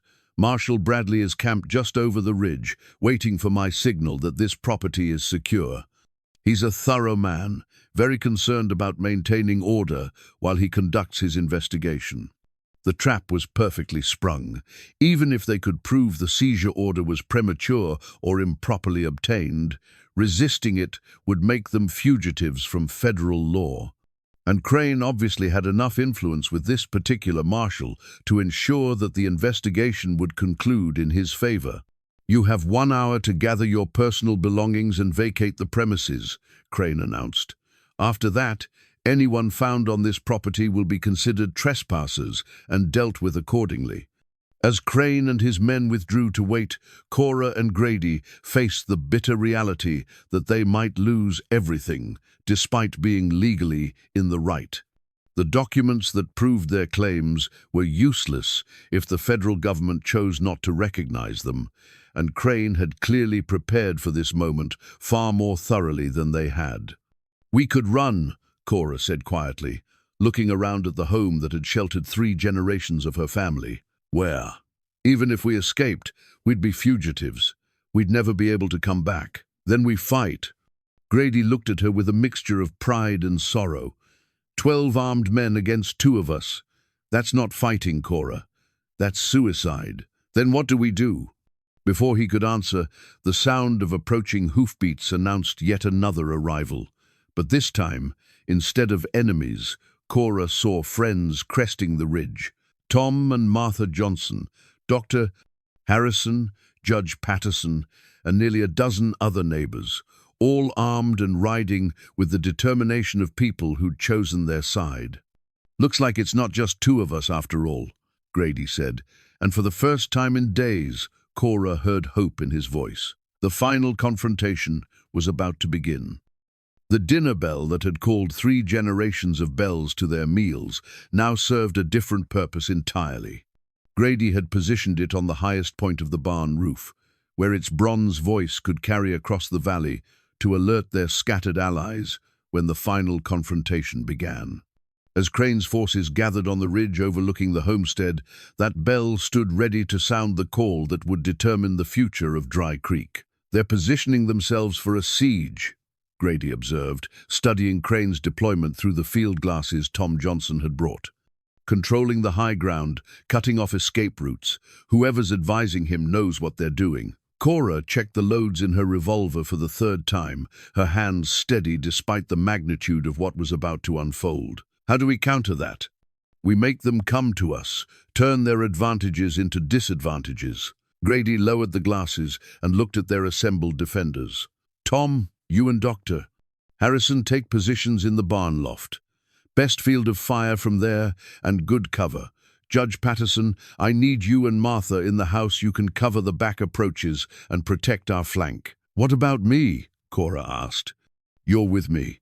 We'll take the front porch command position, and if things go badly, we can fall back through the house to the root cellar."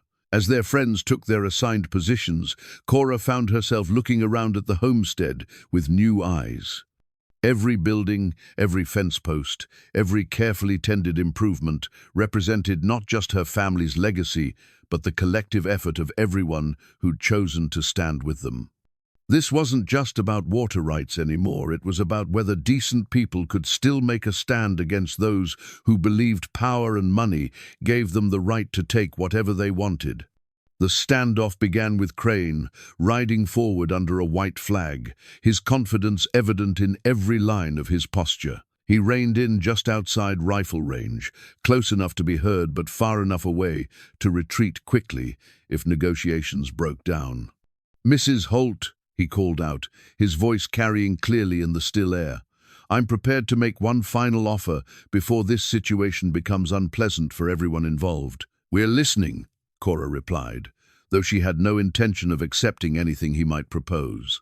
$50,000 for the homestead and a signed statement relinquishing all claims to expanded water rights. Enough money to start over anywhere you choose, with no legal complications to follow you. The sum was enormous, more money than Cora had ever imagined having, but it represented surrender of everything she and her family had built. More importantly, it would leave Crane free to control the water resources that dozens of other families depended on for their survival. "Not interested," she called back. "I'm afraid that's no longer your decision to make. The federal marshal has authorized me to take possession of this property by whatever means necessary. Your choice is whether to leave peacefully with compensation or be removed by force and lose everything." "Where is this marshal?" Judge Patterson's voice carried from the house. "I'd like to speak with him about the legality of his seizure order." "Marshal Bradley is ensuring the perimeter is secure. He'll be available for consultation after the property has been cleared of trespassers." The evasiveness of the answer confirmed what Grady had suspected. Either there was no marshal, or the man claiming that authority was operating well outside legal boundaries. Either way, it meant they were facing a confrontation that would be decided by force rather than law. "You have 5 minutes to accept my offer," Crane announced. "After that, I'll assume you've chosen the hard way." As he rode back to his lines, Cora felt the weight of decision settling on her shoulders. She could still prevent bloodshed by surrendering, could take Crane's money and walk away from everything her family had built. It would mean abandoning her neighbors to whatever mercy Crane chose to show them. But it would save the lives of the good people who'd chosen to stand with her. "Second thoughts?" Grady asked quietly, seeing the struggle in her face. "About fighting? No. About asking our friends to risk their lives for our battle? Yes. This stopped being just our battle the moment Crane started threatening other families to get to us. Whether we fight or surrender, he's shown what kind of man he is. If we back down now, it just makes it easier for him to do the same thing to Tom and Martha next month, or Dr. Harrison next year." The truth of it settled her resolve. This confrontation had been inevitable from the moment they'd discovered the hidden deed. Running might postpone it, but wouldn't prevent it, and would leave their friends to face Crane's wrath without the legal standing that made their position defensible. 5 minutes are up, she called to Crane's distant figure. Our answer is no. What followed was a tense silence, as both sides prepared for what was to come. Crane's men spread out in a loose circle around the homestead, while Grady rang the dinner bell 3 times the signal for any remaining allies to close in and complete their defensive positions. The first shot came without warning, a rifle crack from the ridge that sent splinters flying from the porch post near Cora's head. It was followed immediately by a volley from multiple positions, the sharp reports echoing across the valley like deadly thunder. "Stay low," Grady commanded, pulling Cora behind the solid protection of the stone foundation. "They're trying to pin us down while they move closer." From the barn came the answering fire of Tom Johnson's buffalo gun, the heavy boom distinct from the lighter crack of rifles. Dr. Harrison's more precise shooting picked off targets of opportunity, while Judge Patterson's steady fire from the house kept the attackers from flanking them on the left. But Crane had brought more men than they'd initially counted. As the battle developed, Cora could see at least 15 attackers, with more possibly hidden in reserve. Their superior numbers allowed them to maintain constant pressure while advancing under cover, gradually tightening the noose around the homestead. "They're going to try to burn us out," Grady realized, seeing men with torches moving toward the barn. "Tom, Martha, watch for fire arrows." The bronze bell on the barn roof rang again, but this time it wasn't Grady's signal. One of Crane's men had reached the building and was using the bell rope to climb toward the loft, where Tom and Dr. Harrison were positioned. Cora watched in horror as the man's head appeared at the loft opening, pistol in hand. Tom Johnson's shout of warning was cut short by a gunshot, and suddenly one of their most reliable defenders was down. Dr. Harrison tried to drag his wounded friend to safety, but that left the barn's defensive position compromised, just as more attackers pressed forward. "We're being overrun," Grady said grimly, firing methodically at targets while calculating their dwindling options. "If they take the barn, they can fire down on the house. We'll be caught in crossfire." It was then that Cora heard it, the sound of approaching hoofbeats from the east, moving fast and raising dust. At first she feared it might be reinforcements for Crane, but as the riders crested the hill, she saw something that made her heart leap with hope. A man in a federal marshal's badge was leading a column of territorial militiamen, riding hard toward the sound of gunfire. Behind him flew an American flag, and the authority in his bearing was unmistakable. This was the real Marshal Bradley, arriving to investigate Crane's claims and finding instead a pitched battle taking place on disputed federal land. The branding iron lay where her father had left it, hanging on its hook beside the forge in the corner of the barn. As gunfire erupted around the homestead and Crane's men pressed their attack, Cora found herself thinking of that simple tool, the Bell brand that had marked their cattle for 3 generations, the symbol of ownership and belonging that connected her to everything worth fighting for. She gripped it now as a weapon, the iron handle solid in her hands as she and Grady made their desperate stand on the front porch. The arrival of the real Marshal Bradley had changed the dynamics of the battle, but not ended it. Crane's men, realizing their deception was exposed, had chosen to fight rather than surrender, turning what should have been a legal matter into a full-scale war. "Federal Marshal!" Bradley's voice boomed across the battlefield as he and his militiamen took positions on the ridge. "By the authority of the United States government, I order all parties to cease fire and lay down your weapons." The command might as well have been shouted into the wind. Crane's hired guns were too committed to their course to surrender now, knowing that capture would mean prison or worse for their role in the fraudulent seizure. They continued their assault on the homestead, even as Bradley's men began to return fire from their commanding position on the heights. "Grady!" Tom Johnson's voice carried from the barn loft, strained with pain but urgent with warning. "They're coming up through the creek bed, at least 6 men, moving on the house from behind." The tactical situation was deteriorating rapidly. What had begun as a siege was becoming a chaotic melee as multiple groups of armed men fought for control of the contested ground. Smoke from burning buildings. Crane's men had succeeded in setting fire to the smaller outbuildings drifted across the battlefield, making it difficult to distinguish friend from foe. "We need to fall back to the house," Grady said, firing at a muzzle flash from the tree line. "Can't hold this position with attackers coming from multiple directions." But as they prepared to retreat, Cora saw something that froze her blood. Martha Johnson had emerged from the house, running toward the barn where her husband lay wounded, heedless of the bullets cutting the air around her. One of Crane's men, positioned behind the water trough, had a clear shot at her exposed figure. Without thinking, Cora raised the branding iron and hurled it with all her strength. The iron caught the gunman in the shoulder just as he pulled the trigger, spoiling his aim enough that the bullet went wide. Martha reached the barn safely, but now Cora was unarmed and exposed on the open porch. "This way!" Grady grabbed her arm, pulling her toward the relative safety of the house, just as the porch erupted in splinters from a concentrated volley. They tumbled through the kitchen door as bullets shattered windows and punched holes in the wooden walls. Inside, Judge Patterson had barricaded himself behind the overturned dining table, methodically reloading his rifle while keeping watch on the back windows. "How bad is it out there?" "Bad and getting worse," Grady replied, checking his ammunition. "But the real marshal is here with militia, if we can hold out a few more minutes." His words were cut off by the sound of boots on the porch. Crane himself appeared in the shattered doorway, flanked by two of his men, all three armed and desperate.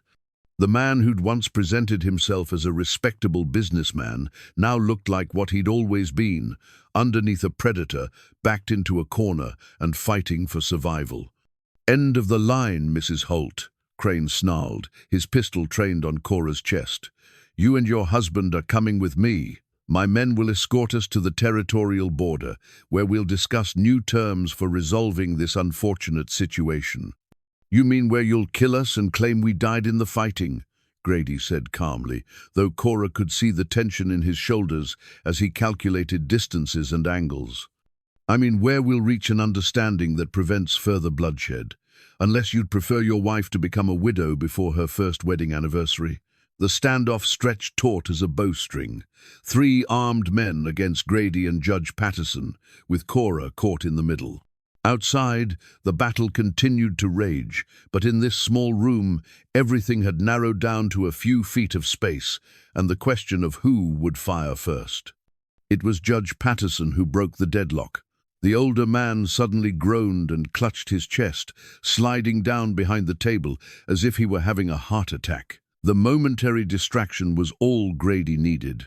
His draw was faster than anything Cora had ever seen, the pistol appearing in his hand like magic.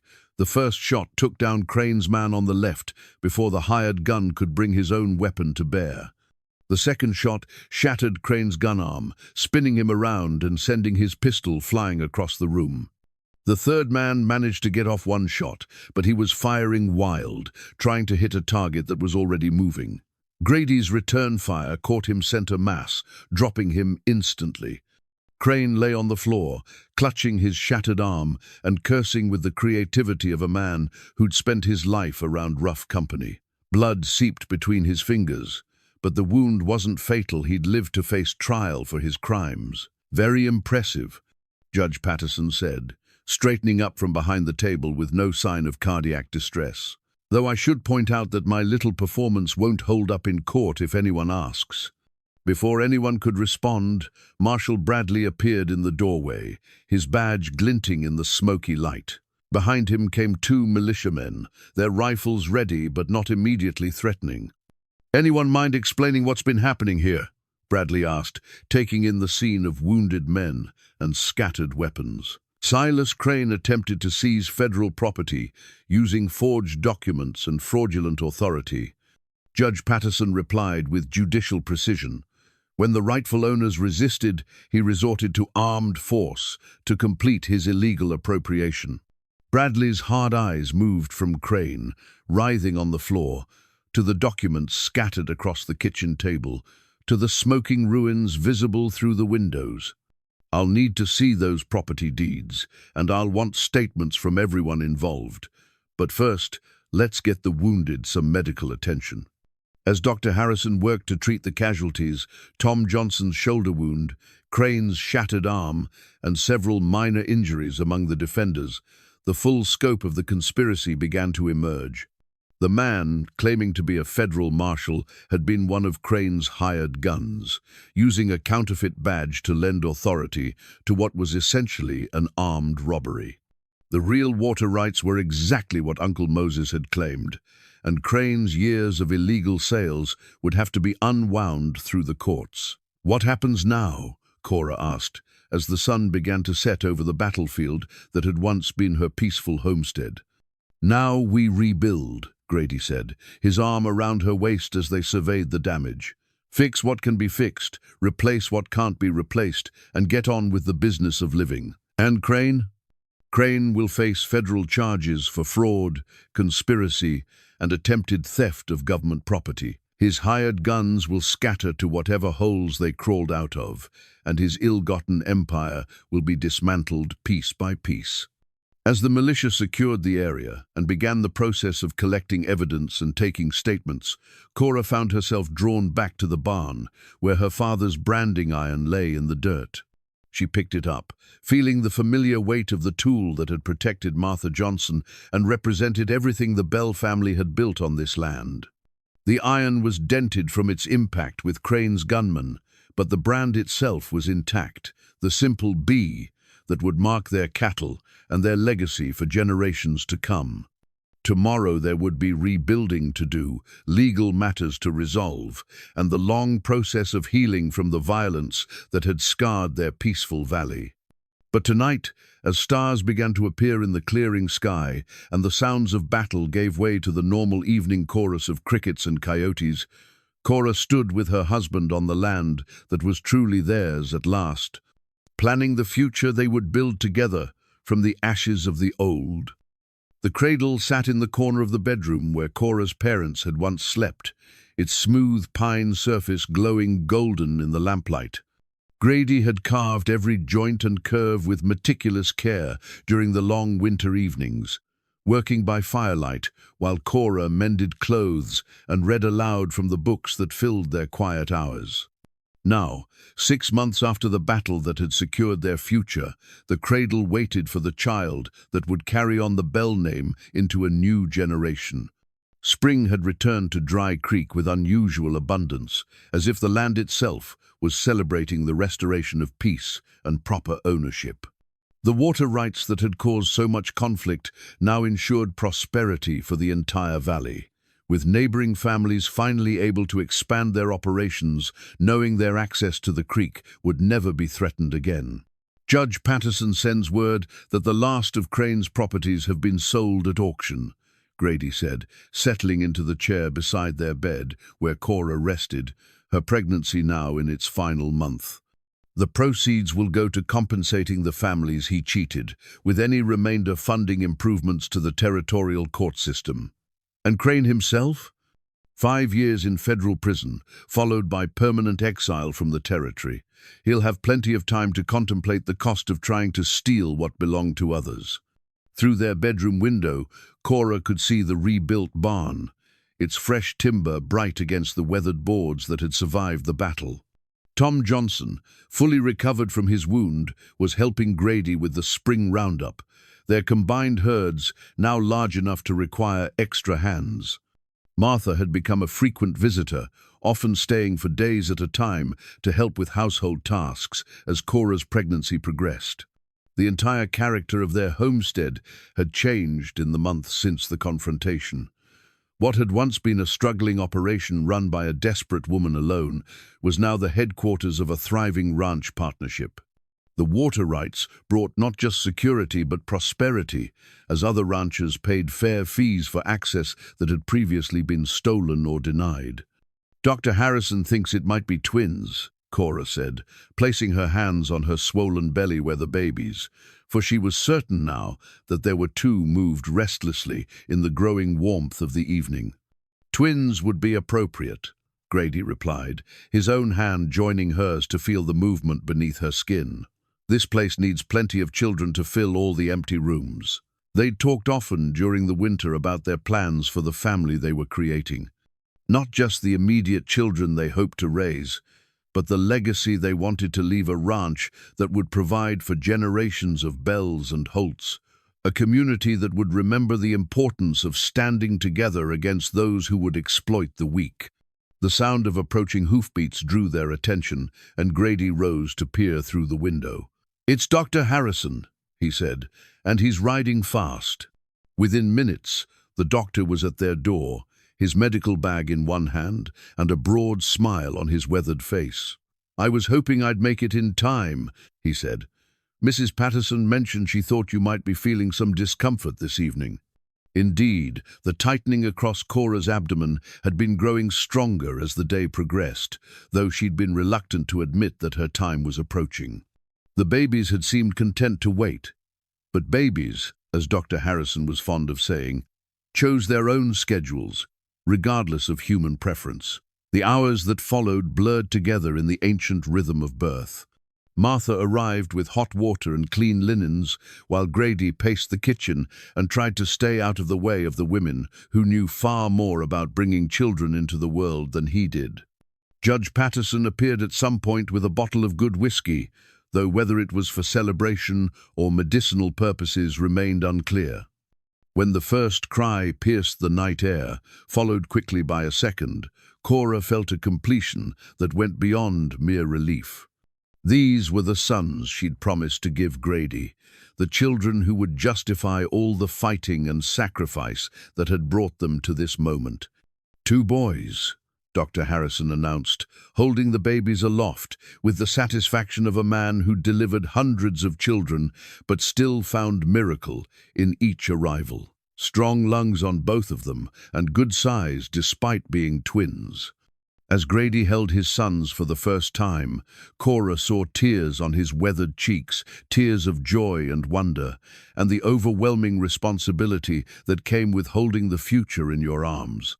These boys would grow up knowing security and love, would learn the value of hard work and honest dealing, would inherit not just land and water rights, but the knowledge of what those things were worth. "What will we call them?"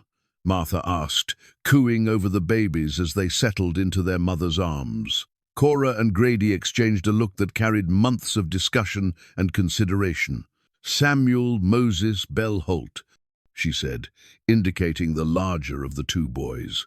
"For my father and the uncle who brought us together. And this one?" Grady touched the smaller baby's tiny fist with one gentle finger. "William Thomas Bell Holt, for Judge Patterson and Tom Johnson, who stood with us when it mattered most." As the night wore toward dawn, their friends gradually departed, leaving the new family alone to absorb the magnitude of what had happened.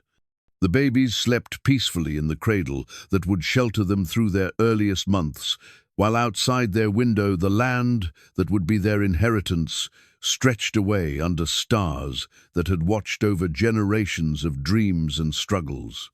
"Do you think we'll be good parents?" Cora asked, drowsy with exhaustion but too amazed to sleep. "I think we'll learn together," Grady replied, his voice soft with contentment, "same way we learned to be partners and husband and wife, and everything else that matters."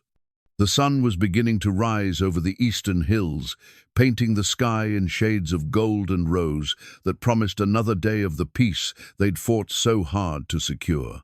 In the distance, cattle were moving toward water, their presence a testament to the prosperity that proper stewardship could bring to even the most challenging land. As Cora drifted toward sleep, she thought of all the people who'd made this moment possible. Her father who'd built the foundation, Uncle Moses who'd brought them together, the friends who'd risked their lives for principles that mattered more than personal safety.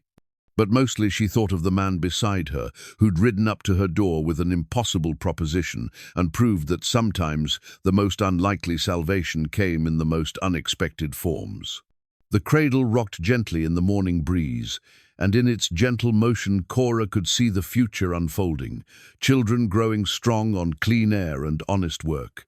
a community built on mutual respect and shared values, a legacy that would endure long after the current generation had joined their ancestors in the cemetery on the hill. Sometimes, she reflected as sleep finally claimed her, life brought you exactly what you needed in the most unexpected way. And sometimes, if you were brave enough to trust in possibilities and fight for what mattered most, that unexpected salvation turned out to be everything you'd ever dreamed of and more than you'd ever dared to hope for. The story that had begun with a giant cowboy's bold proposition had become something far greater, the foundation of a family, the cornerstone of a community, and the beginning of a legacy that would endure for generations to come. In the cradle beside their bed, two baby boys slept peacefully, unaware that they were the inheritors of water rights and cattle ranges, of love stories and battles won, of a tradition of standing up for what's right, no matter the cost. The sun rose fully over Dry Creek, blessing the land with golden light and the promise of abundant years ahead, while in the Bell Holt homestead, 3 generations of dreams finally came to rest in the reality of a family complete and a future secured.